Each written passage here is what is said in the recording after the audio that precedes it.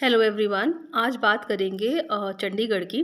बहुत दिन से कुछ चीज़ें मेरे दिमाग में चल रही थी और मैंने सोचा कि आपके साथ साझा करूं। कुछ ऐसे पॉइंट्स हैं जिस पे पिछली सरकारों ने बहुत ज़्यादा ध्यान नहीं दिया और जिसका रिज़ल्ट हम देख रहे हैं।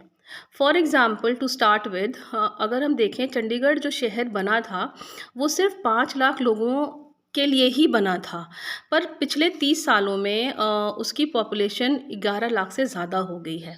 अब हमें पता है कि राइजिंग पॉपुलेशन के साथ क्या चेन रिएक्शंस होते हैं। आपका इंफ्रास्ट्रक्चर, सिविक कम्युनिटीज़, ये सारी चीज़ें हैम्पर होती हैं और हैम्पर होती आई हैं। आए दिन जो रोड टूट जाते हैं, रोड रिकार्पेटिंग या electricity issue, garbage issue, parking issue, आए दिन हम पेपर में पढ़ते रहते हैं। सो ये एक चीज़ है जिस पे बहुत अजीब बात है कि किसी भी सरकार ने कुछ रूल्स ऐसे नहीं बनाए जिस पे कि जो बाहर की जनता पलायन करके आती है और चंडीगढ़ में रुकती है या सेटल हो रही है, जिसकी वजह से इसकी पॉपुलेशन इतनी बढ़ रही है, उस दिशा में कुछ किया हो। दूसरी बात आते हैं, कुछ हमारे टूरिस्ट स्पॉट्स हैं जो बहुत इंपॉर्टेंट है, जैसे Sukhna lake, rock garden, government museum and art gallery.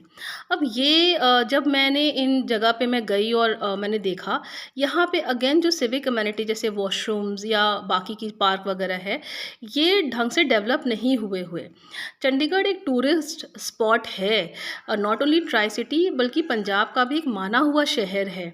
Rock garden एक अपने आप में नायाब चीज़ है, पर उन चीज़ों को बहुत अट्रैक्टिव बनाने के लिए या कि टूरिस्ट अट्रैक्शन इससे बढ़े, इस दिशा में मुझे नहीं लगता कि कुछ काम बहुत अच्छे स्तर पे हुआ है।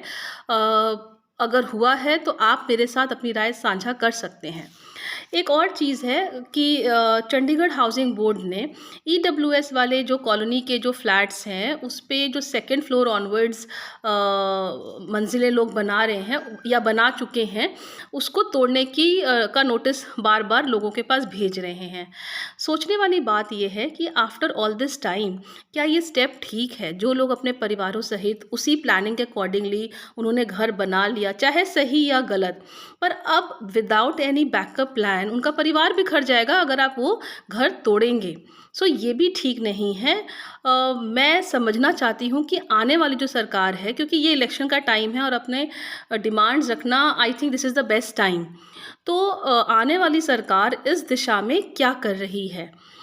इस तरीके की तमाम और भी चीज़ें हैं जो मेरे ज़हन में हैं और आई एम श्योर आप भी सोचते होंगे चंडीगढ़ के रेसिडेंट होने के नाते। सो अगर कोई पॉइंट और भी कोई पॉइंट है जो मुझसे मिस हुआ हो, ज़रूर मुझसे शेयर करें कमेंट बॉक्स में। धन्यवाद।